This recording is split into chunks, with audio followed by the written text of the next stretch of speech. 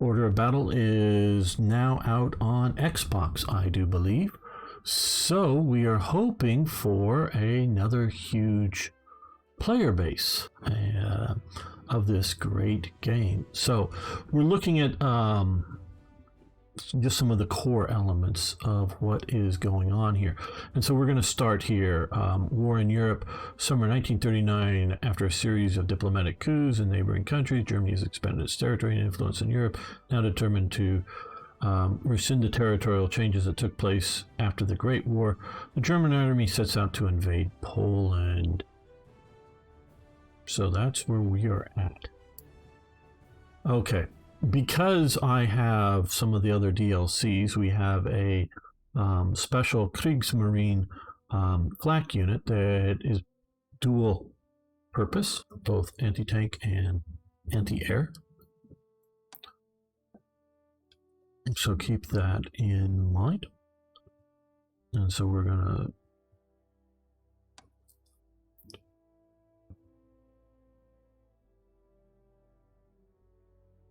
continue here.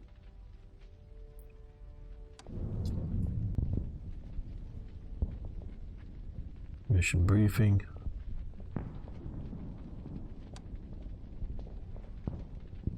With in concert with the invasion of Western Poland, you will form the northern drive on the Polish capital. As a result of the peace treaty signed after the Great War, the German border of East Prussia lies only some 120 kilometers north of Warsaw. That, of course, is Heinz Guderian, pictured there. The Polish Polish Modlin Army has dug in and around the town of Malawa, protected by a line of trenches and concrete bunkers. It's down here, manned by determined opponents. This position has managed to repel our initial attack waves. As such, our current objective is to break through these forces and to continue our advance into northern Poland beyond the front lines. Little resistance is expected, as the Poles certainly will retreat to Warsaw.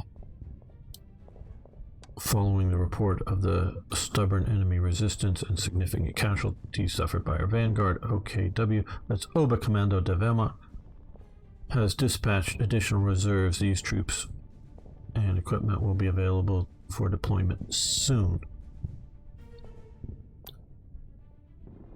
Right, so we capture Milawa and Jilchano. Until I hear these things, I never pronounce them well. These are the primary objectives. Secondary, destroy a bunker in 3 turns. Take some airfield in 20 turns and destroy 20 ground units.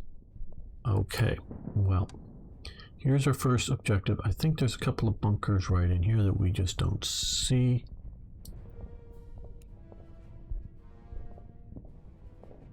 We're going to deploy our 35T there, and let's deploy our anti-aircraft up here. No. Here. I gotta select that. That would be helpful. Now we're going to purchase an artillery piece. An artillery is best if it's mobile, so we're going to purchase and deploy that. I think we're going to deploy that. That can go there. The artillery piece can go here, a little closer to being usable on the front line. And we have 90 more points and some air points, command points, so we're going to go with a nice old Stuka. We'll deploy them there. We also have some forces up here to push from that direction. Now, if I understand the mission briefing, we will be getting more forces as the mission goes on, as they're freed up from other fronts.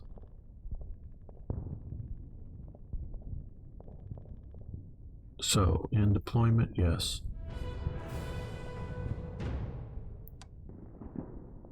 Okay. Now we can see these bunkers that we need to take 3 turns concrete bunker, this bunker. Why don't we get one of these in 3 turns? Oh, they've got... Are these engineers? No. Well, lovely, but we see mines there.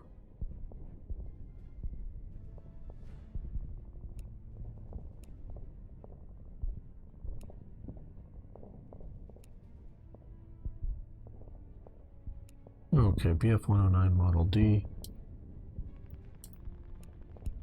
I think this is the one we can get to with as much firepower, so we're going to try to get this secondary objective early on. Okay, they do have an anti-aircraft gun back here.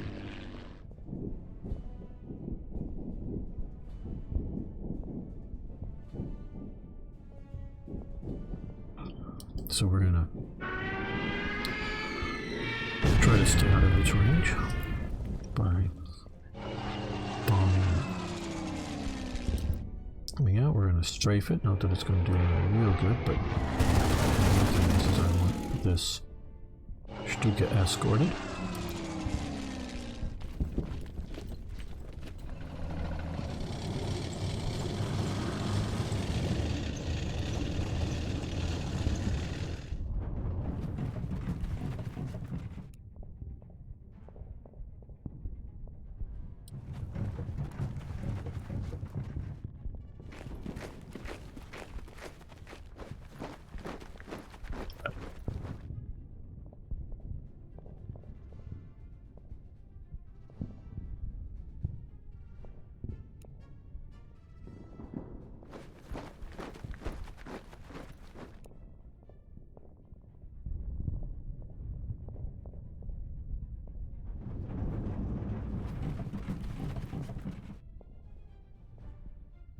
And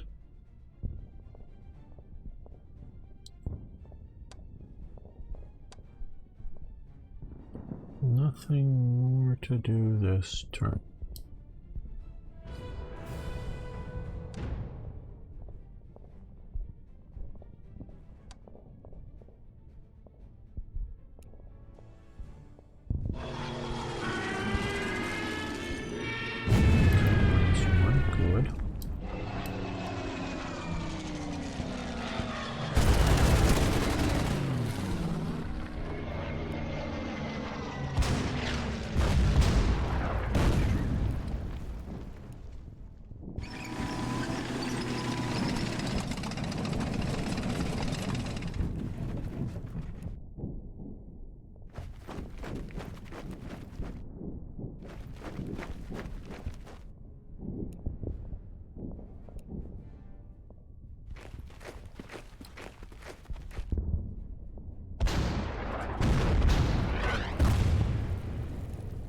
Well, we're doing a little better with that. I think we'll just sit there on the defensive for the moment. You know, the Blitzkrieg is all about speed and velocity, but sometimes better to be do some prepared attacks, I would say. What? Oh, these guys. Yeah, oh yes. Oh yes. Okay. Yeah, we want to come here and we will grind on this guy a bit with our engineers.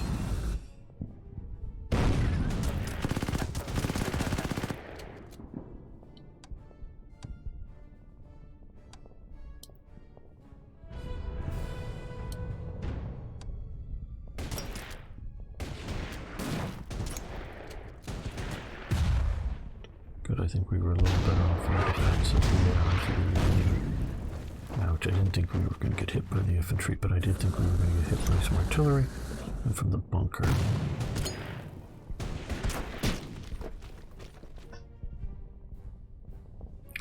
Okay, destroy a bunker. Okay, additional troops and equipment have arrived at the staging point. More units are now available for deployment. Okay, I think we just, yeah, we just can purchase more.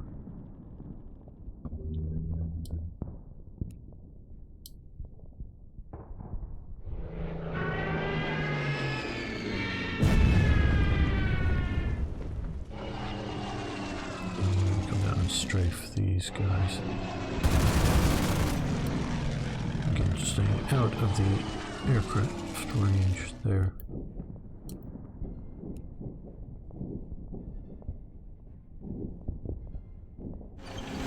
Okay, let's talk a little bit about the 38T. The Panzerkampfwagen 38T, and this is the Model A of it. Hey, Van Bishop. Good to have you here. Well, the lowercase t inside the parentheses is for Czechoslovakia, or Czech. I don't know quite how the Germans pronounce it, but for some reason they put a T in front of Czechoslovakia. Okay, German assault position. Okay, we have dispatch additional heavy artillery units. Okay, good. We have some heavy artillery there, but we've taken out the bunker, and we're going to advance because we don't want to hang out inside of a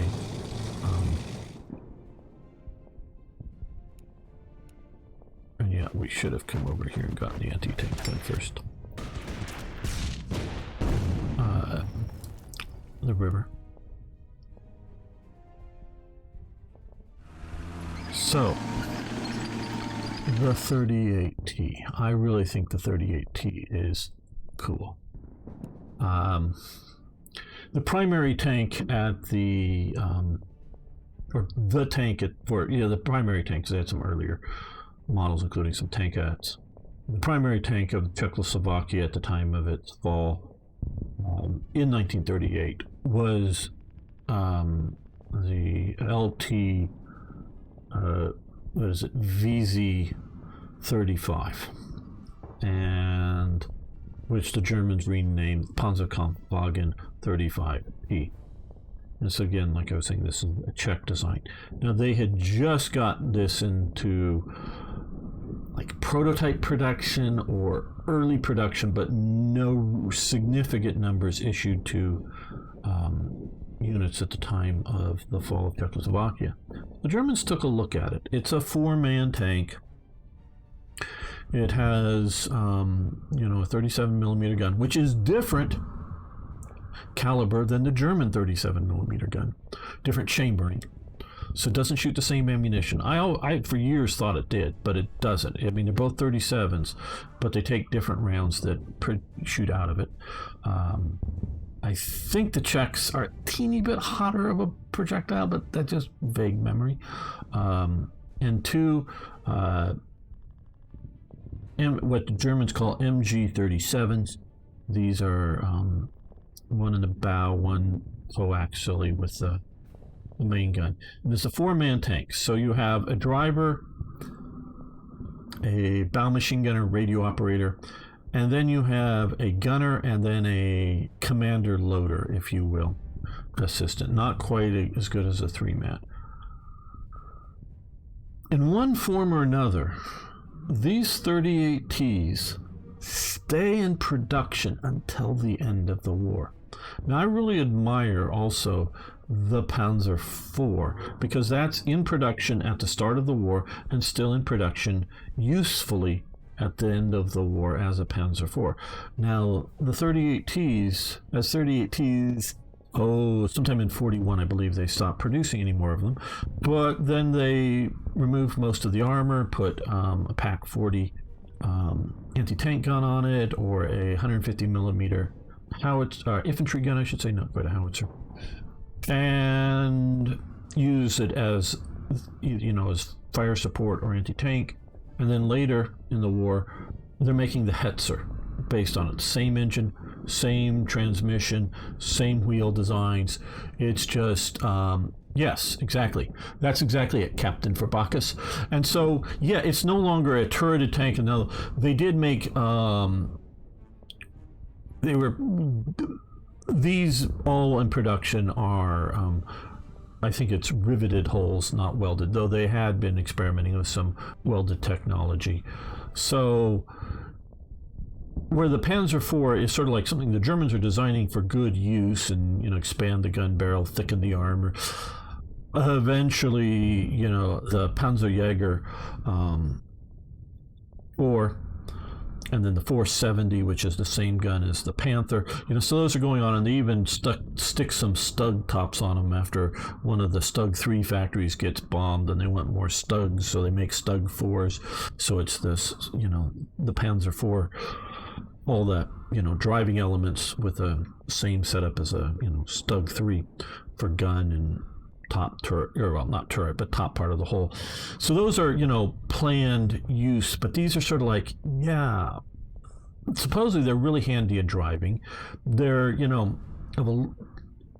good enough to use, good enough to put in production, but not quite good. But, so they serve on. So it's really, no problem, Captain Forbakis. I'm glad I'm talking to a rather well-informed audience here. So it's, to me, it's a really cool tank. It's sort of, the little engine that could kind of tank that we are facing here. So let's continue here. Okay, this is even with trucks. Great. So we will move you up, get you up here. Now, yes, and I do forget this often, to use my artillery appropriately.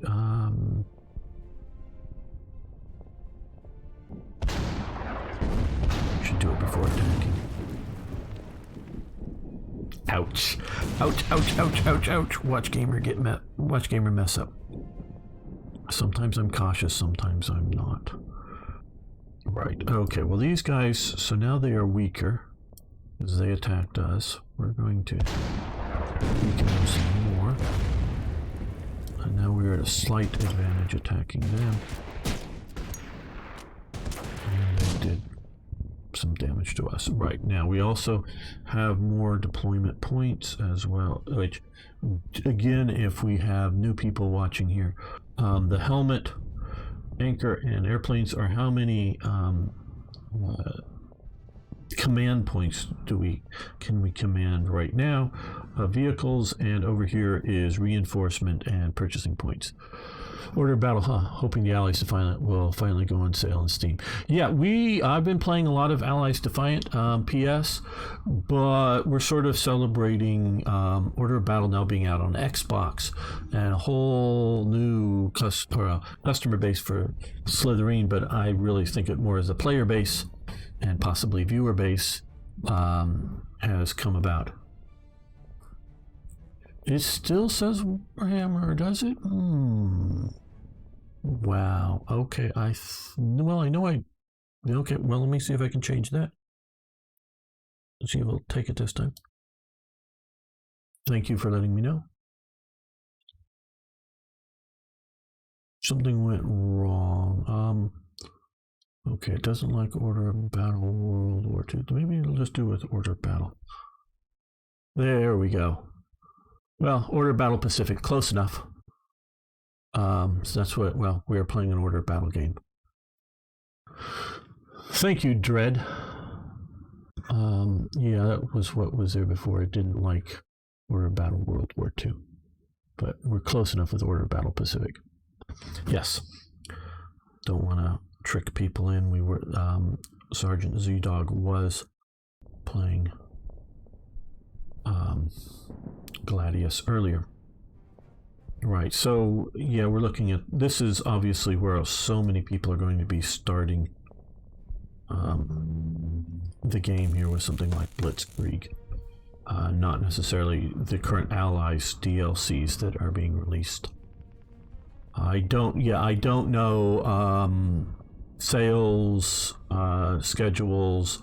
You can always check the list store to see what DLCs may be in it. Because again, if you don't know, Order of Battle is a free-to-play game for the base sort of set of missions, and I think it's the first mission of every DLC.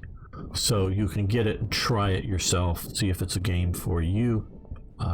If not, don't pay money. And so I always recommend watching YouTubers. Now, we have 6 points, we got 80 points. Okay, and these are for either reinforcement, these points are for reinforcement or to purchase additional equipment. So you have to sort of match up. Like for ground units, helmet. So if we commit something like with this, we would have 2 extra points that I'm not sure what we would use it on. But I think we're going to go with a Panzer IV-C. Why? Because it's big and mean. Yeah, a little bit. But also it will be good against bunkers and infantry, particularly so, with its short-barreled 75mm gun. And I'm going to... we don't have enough points. Okay, well, we're going to try to earn some more points and get some more air units by taking objectives.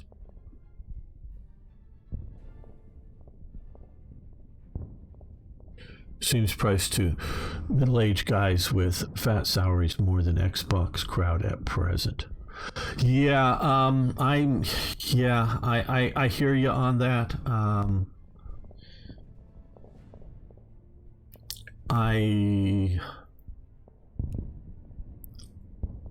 Since I've been in a good enough position, I'm lucky enough position now that Slithering is giving me copies of the game to play for you guys. I'm not paying close attention to the price. So to me, and not just dealing in will it the AI, well, okay, cancel. Let's just see, is there something? Okay, yeah, I'm not attacking with this guy, the anti-tank guns. He can attack me, which I'll do better at defending myself. The way I look at pricing anything, because Subnautica and Subnautica Below Zero are relatively recent games that I've purchased myself, just because I wanted to play them. And I have to, the way I evaluate, for me, what I'm going to buy is how many hours am I going to play it? Do I want to play it? And that is what really, for me, the price per hours played is how I evaluate a lot of these games. And so we're gonna pound that artillery or that anti-tank gun. Okay, we get munched doing that attack. But not that one, I think. Now we're not going to follow that up into the forest. What we are going to do is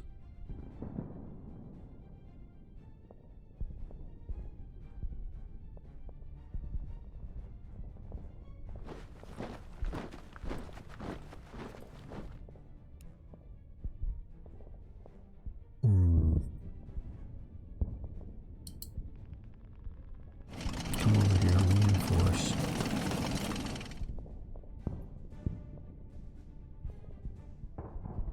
I just want to take this unit out fully and completely.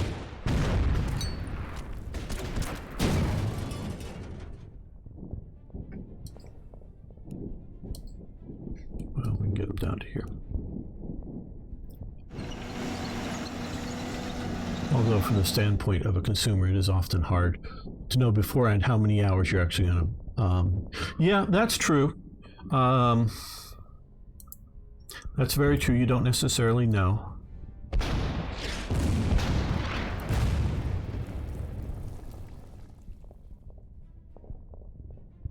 Yeah. Hopefully we'll do more damage. No, we're doing equal amount of damage. That isn't successful attack ratio.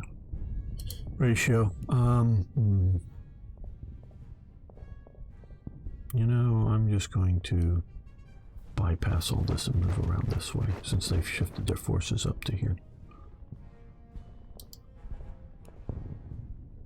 Now, what I have been sort of delaying is determining what I'm going to do with... Okay, I know what I'm going to do. These guys are going to come over here. Ooh, that's still very close. We'll see how badly that hurts us. But one fact, we're going to fly over these guys are going to fly over here. Pretty soon they're going to have to go back and get fuel.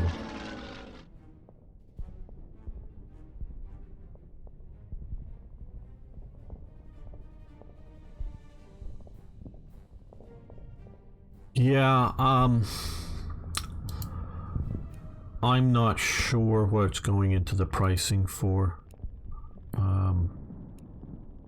the DLCs.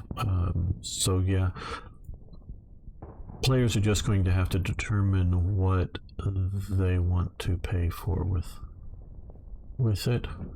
If the game doesn't meet your needs, if it, you know, wait for on sales, because I do that for some games for sure that I don't have to play right away. Yeah, let's reinforce you up to fully. I just don't want to. It's bad to move these guys into a river that then is going to be attacked. So I think we're going to lower your barrel down just so that you're set as anti-infantry, right, or anti-ground, anti-tank specifically, but we'll.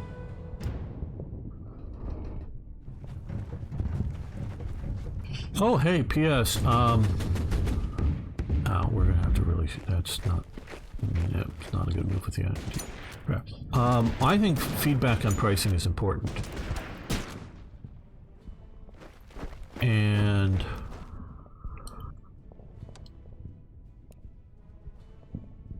yeah, you're gonna head back and get repaired and refueled. I think we're gonna escort you back, though. No, actually, no, we don't have an undo button. That's right. That's the one thing I really don't like about this game. Okay, you fall back to here, and we're gonna pound on you a bit with the artillery.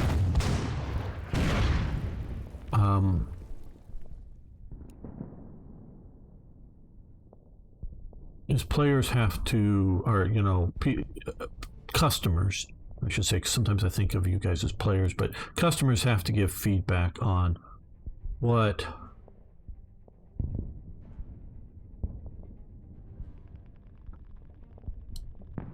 they are willing to pay for a game.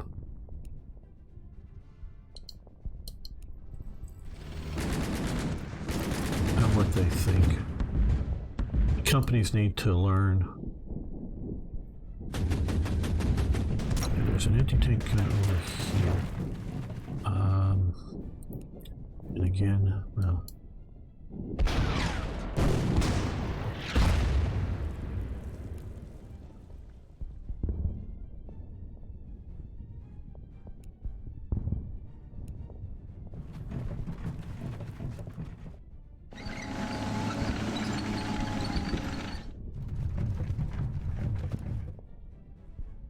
These guys have backed off a bit.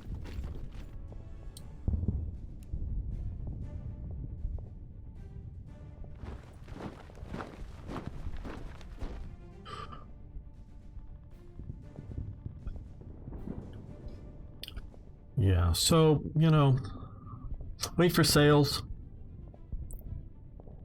Trust me, I am nowhere near the idea for myself is, you know, I can just afford to pay for whatever I, you know, wish to pay for just out of hand. I've got to make reasonable choices on anything that I'm having to purchase. And yeah, I'm lucky that I get to entertain you guys, and that then gets me games to do so with.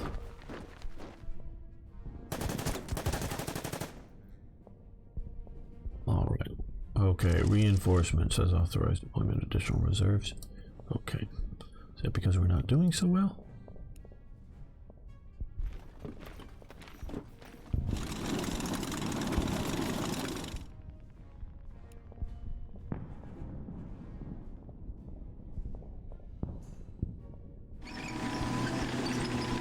And because I'm attacking from here, these guys are also supporting them on the flank, as it were.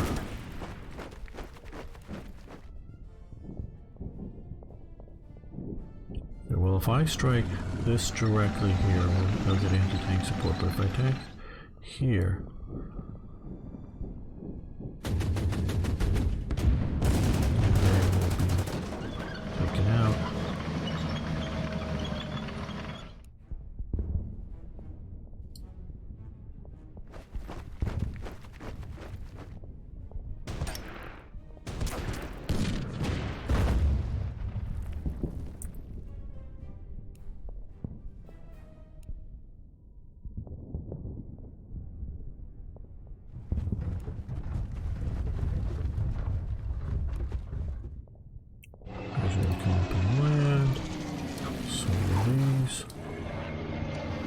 here.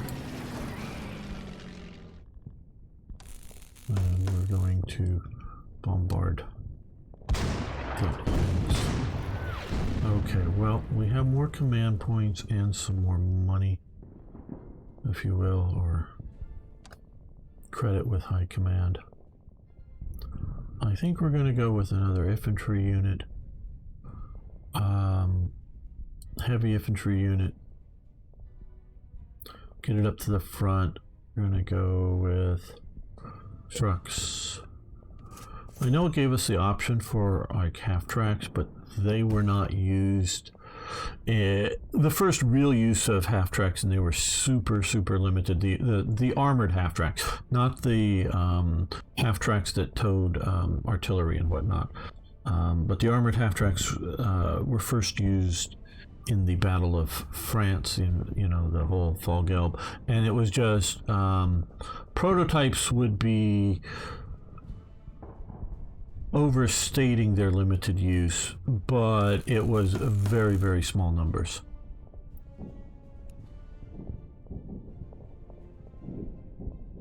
I don't want to get it next to them. Right, okay.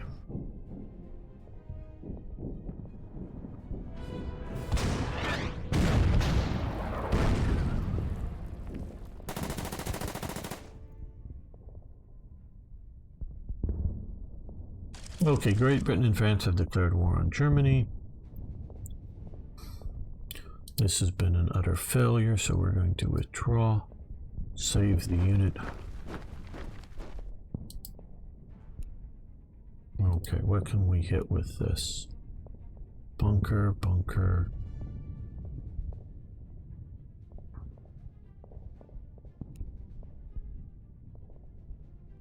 We're going to concentrate fire on the anti-tank guns.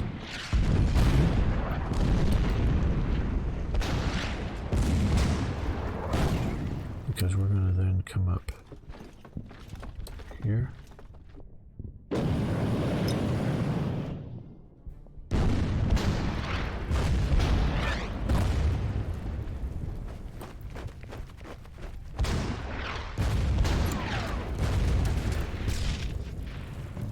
Oh, we got these guys in the force. You get out of the river. Now.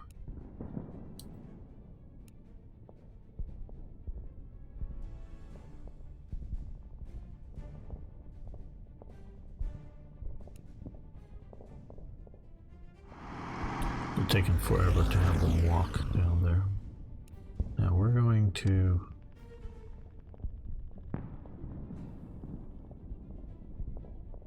just use standard reinforcements, and we're going to launch the fighters back up for fighter coverage. These guys are going to move back into here. Okay, they're down at 6.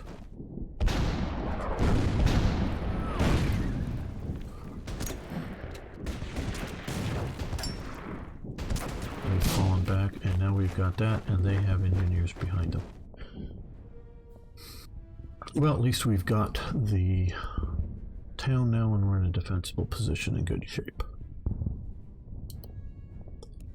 You can use this to check units that are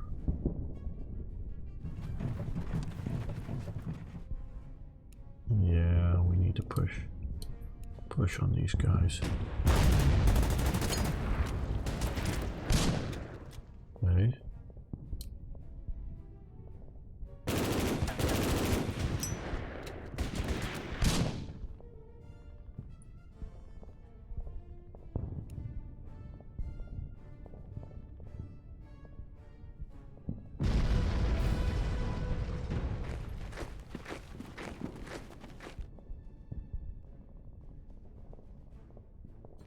They've blown the engineers are able to blow bridges, so they blew a bridge and retreated. Ah, there's Polish aircraft. Strafing us.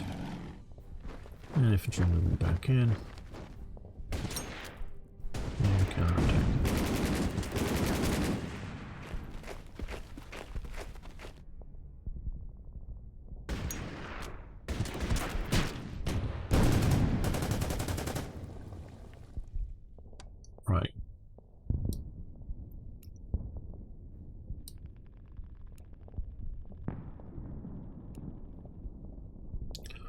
It's going to fall back to there.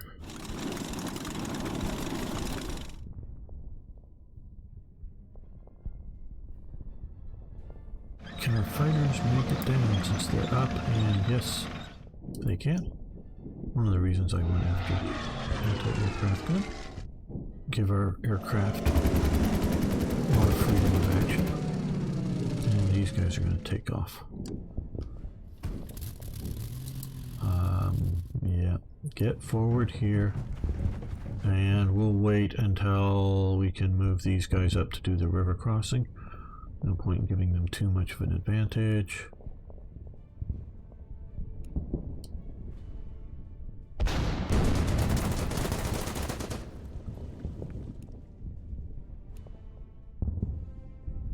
Yeah, we want these guys forward, not just hanging back there.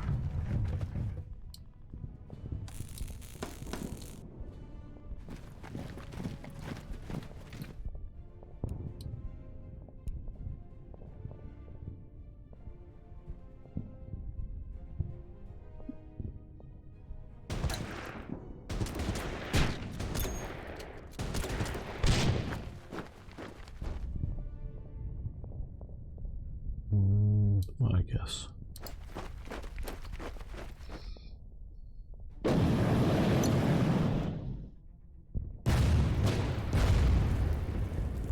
Oh, and I should have done this.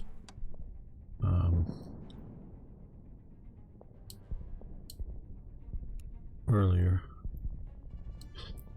But yeah, we got anti-air. Gun is going to function as anti-air.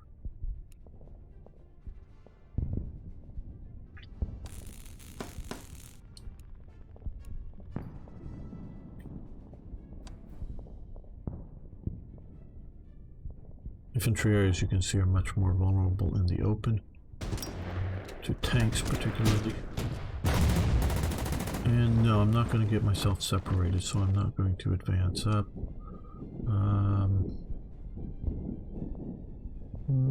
I like this position here.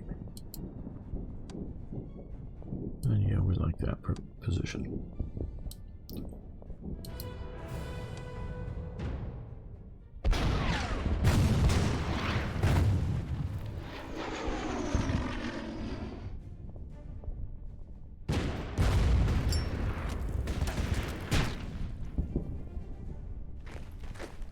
Yeah, see, if I would have moved this tank up, we would have been cut off, I do believe.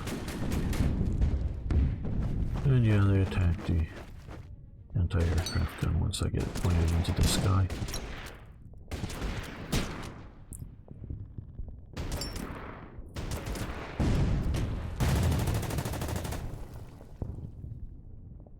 Well, looks like they're retreating back out. Not trying to hold the river line. Ah, TKS.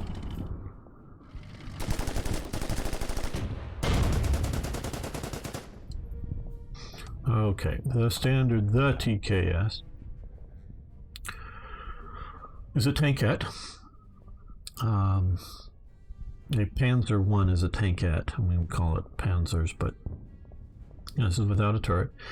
It has a, I believe they're Hotchkiss machine guns, but it's in the German caliber, I do believe. The 8mm or 7.92mm Mauser round.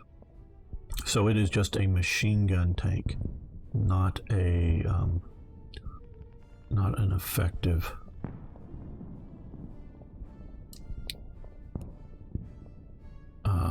anti-tank weapon. They're going to stay right where they are. These guys are going to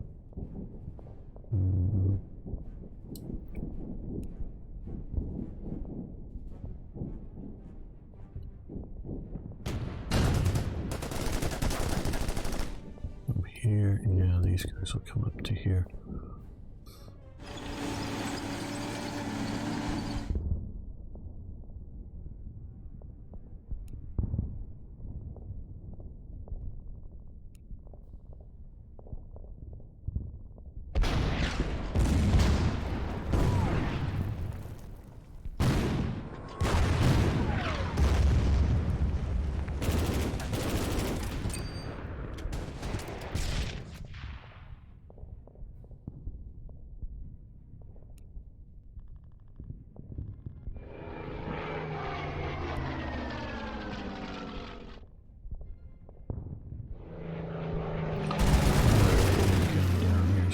go closer to it.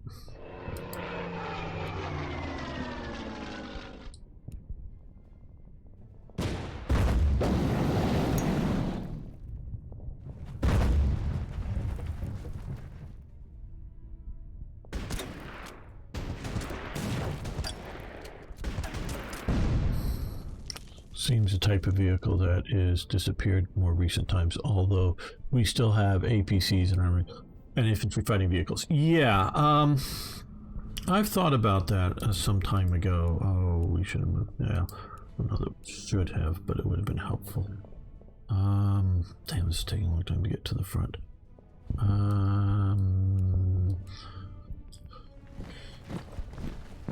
Traffic jams. Okay, you come to here, you come to the town.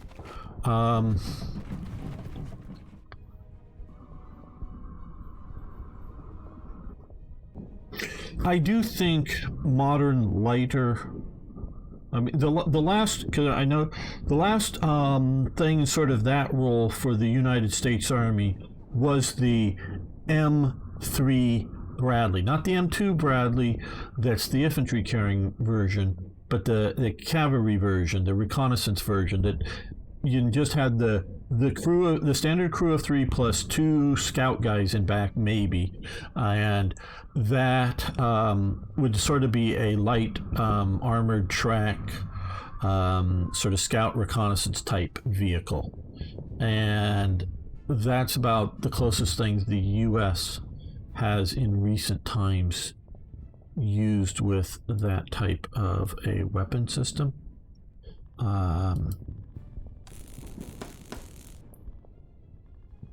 I think, you know, when you have an Abrams or a Leopard or whatever, they can move about as fast as you're going to move a light tank. You know, part of the idea of a tankette or, you know, light tank like a Panzer II is part of the idea is like scouting, and it's light and it goes places, and you know, gets faster than heavy tanks. But when your main battle tank is about as fast as you can or want to go in a practical sense, does it make sense to do a lightly armored thing? The idea of I can hide in this vehicle and protect while machine gunning infantry makes sense. Yes, but okay, let's examine this for a quick moment here. You're out in the middle here. You're in a light vehicle that's somewhat armored in the modern sense, especially in a post, you know, sometime from 1960 to 1990. Oh, what do the enemy have a lot of if you're, you know, U.S.? Oh, RPG-7s. So every infantry squad out there, from guerrillas to, you know, mechanized infantry from the Soviets, are all going to have RPG-7s that are just going to pen your armor. Now later you get reactive armor, but then you're getting into more and more of, oh, everybody out there has something like a TOW or a Sager missile that's, you know, guided and can come in. It just gets to the point that it's better to dig a hole in the ground and use your machine gun for there. It's actually safer. It's thought to be safer than an armored car. And if you move that armored car or something into a town, obviously, you know, Molotov cocktails, all kinds of stuff that can be, you know, at close range got at you, including RPG-7s, though you fire them inside of a building, inside of a room. You might even kill yourself. But definitely it's not a pleasant experience if you don't have, you know, a lot of space behind you for the backblast to go. So yeah, it's, you know, in World War II, at this time in World War II, what are your three choices?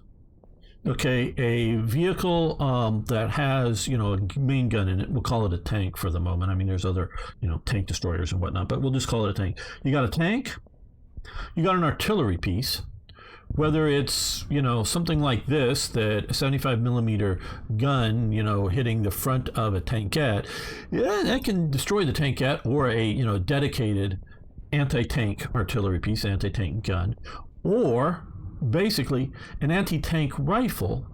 The Poles had them, the Germans had them. I think the Poles had them.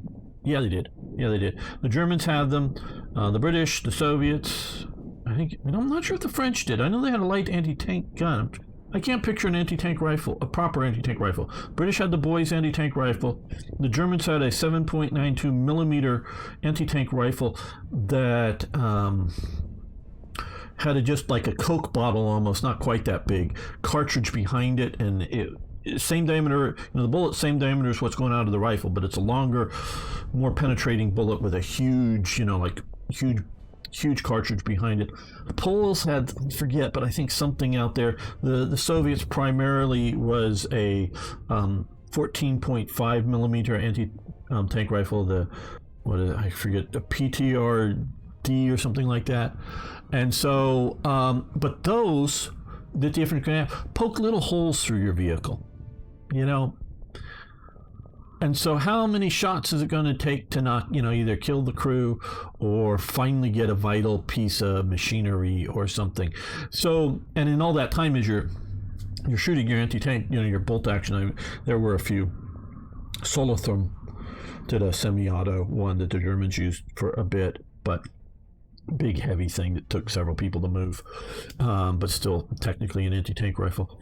Bolt action, so while you're trying to shoot this tank with a bolt action rifle that's penning it, it can try to maneuver machine gun you. So, and even then, as we can see with some of these things here, gotta hover over it here, you got some angled armor and pieces, so depending on where you're hitting and at what range, it may not penetrate it. So yeah, it makes sense back then some more than it does now. Okay, you're gonna come back, and I want to push you on here.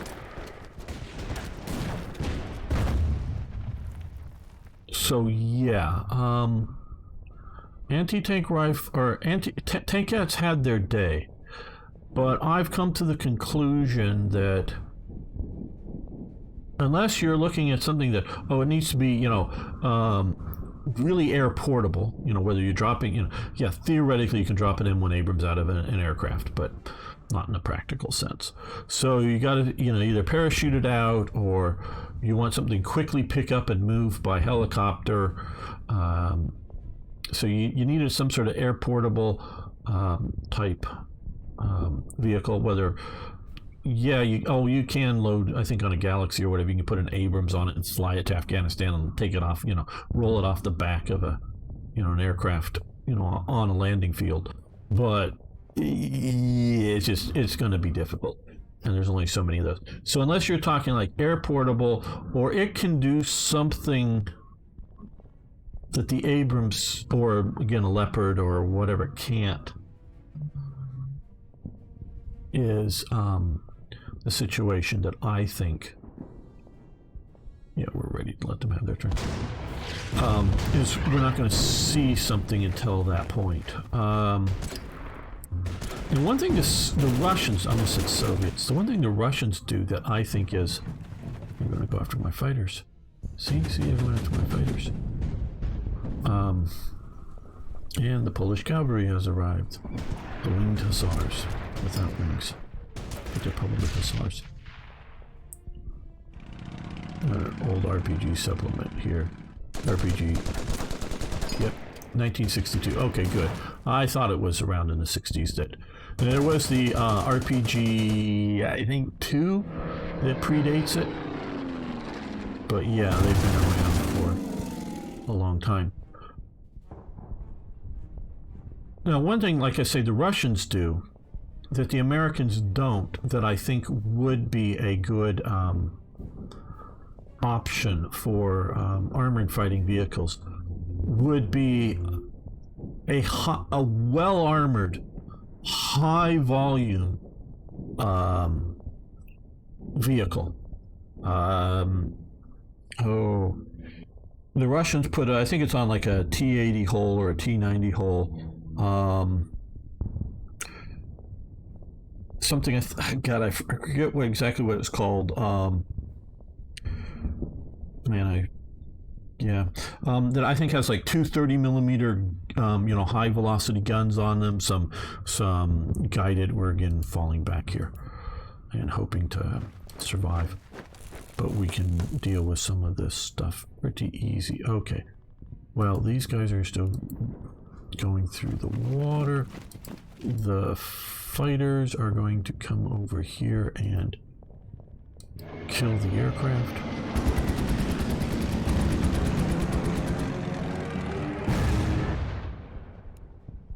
And these guys are going to come in and bomb the horses out in the open. And so most US soldiers in Vietnam called it simply RPG and disliked it intensely, yeah. Role-playing game here versus rocket-propelled grenade. Oh yes, RPG.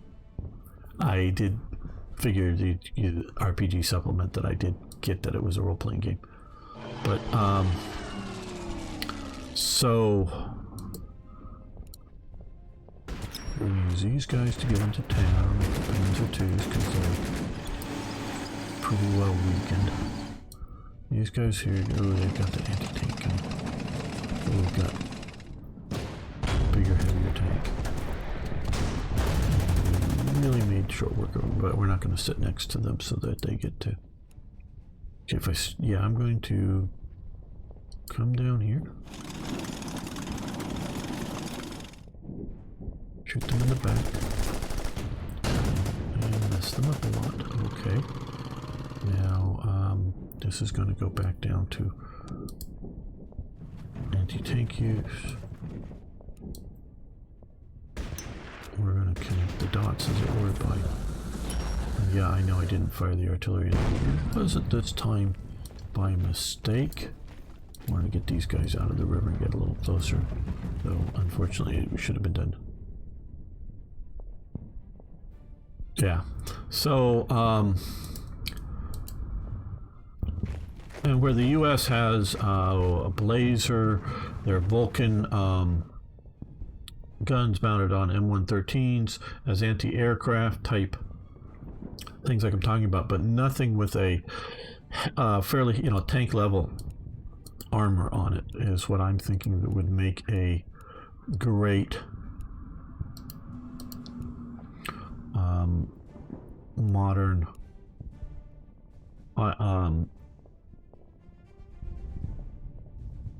great modern vehicle. I was going to say an infantry killing vehicle, which, yes, oh, you're here. Yeah, we'll take the tank out first, just because it keeps from being messed with. Yeah, I'm not going to go sit in the river.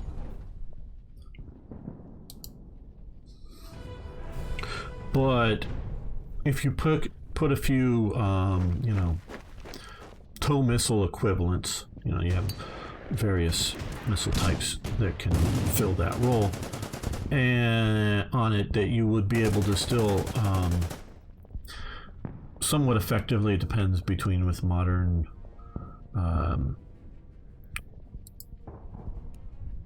active protection systems on them, as well as reactive armor. You might be going to a place where we're going to drive you right in here and shoot you in the face. Right, and now that they still have some anti-tank support, but not by much. I'm going to move you badly off, but you're going to move up there.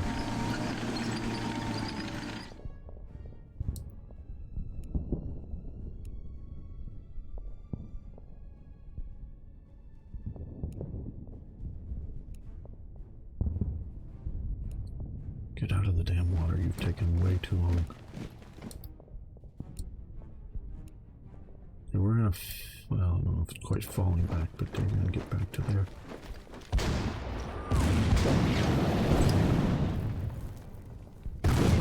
So, we're gonna get back across the river.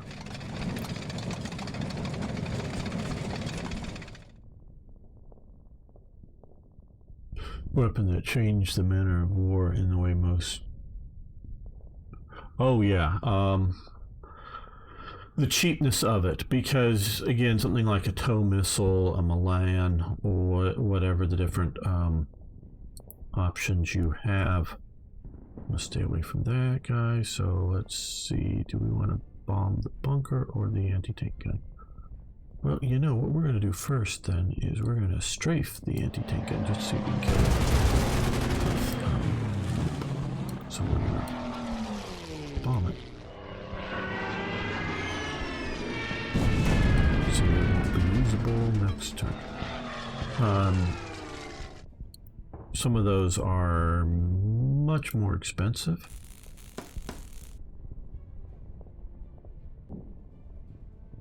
Do we, no, okay, well, hello bunker, how are you doing? We're not going to attack you. Get out of the river.